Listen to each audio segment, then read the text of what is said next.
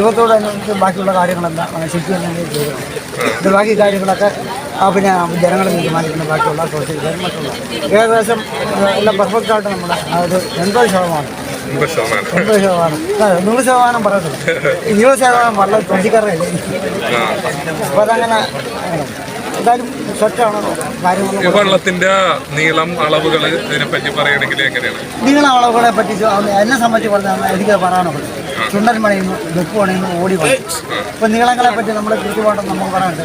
ഒരേ അവസ്ഥ അനുസരിച്ച് നമ്മൾ സംഭവിക്കും. ഇപ്പോൾ ഏറെക്കുറെ ഈക്വലായിട്ട് ഉള്ളതായിരിക്കും എല്ലാം ഈക്വലായിട്ട് തന്നെ പറയാം. കൃത്യമായിട്ട് നമ്മുടെ തുളച്ചിക്കാരെ ഏകീകരിച്ചിട്ടില്ല. എന്തായാലും സാഭാഷരുടെ മറ്റു വള്ളങ്ങളെ അപേക്ഷിച്ച്, അതായത് ഗോതിരത്ത് പുത്രൻ, അതേപോലെ ഗോതിരത്ത്, അതിനൊക്കെ വെച്ച് നോക്കുമ്പോൾ ഈ വള്ളം കുറേയും കൂടി വളരെയധികം പ്രത്യേകതകളുള്ള ഒരു വള്ളം ഉള്ള പോലെയാണ് എനിക്ക് തോന്നുന്നത്. അതിനെപ്പറ്റി എന്തെങ്കിലും ആചാര്യയുടെ വക എന്തെങ്കിലും സ്പെഷ്യലായിട്ട്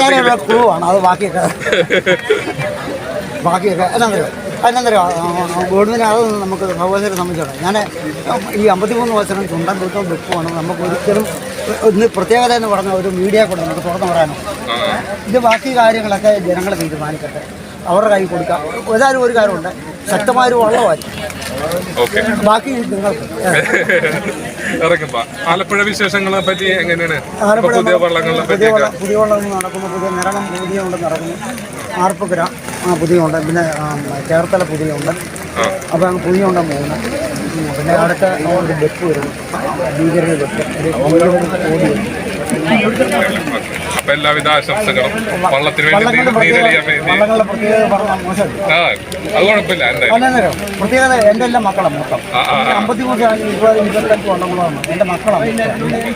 അപ്പോൾ ഒരു പ്രത്യേകത എനിക്ക് ഈ ഒരു പറയാൻ പറ്റില്ല. എന്തായാലും ഞങ്ങൾ എല്ലാവരും അക്ഷമരായിട്ട് കാത്തിരിക്കുകയാണ്.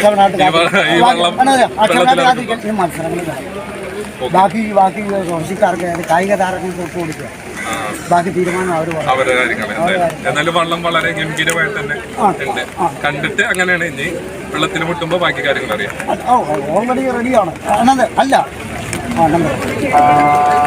ഗംഭീരമാണെന്ന് ഞങ്ങൾ പറയത്തില്ല. എൻ്റെ ഒരു പിന്നെ കണക്കൂട്ടും റെഡിയാണ്. വള്ളങ്ങളെല്ലാം എല്ലാം ചെയ്ത വള്ളങ്ങളല്ല, ചെറുതായാലും കൊള്ളും വലുതായാലും കൊള്ളും കൊച്ചുവള്ളങ്ങളെ എല്ലാം റെഡിയാണ്.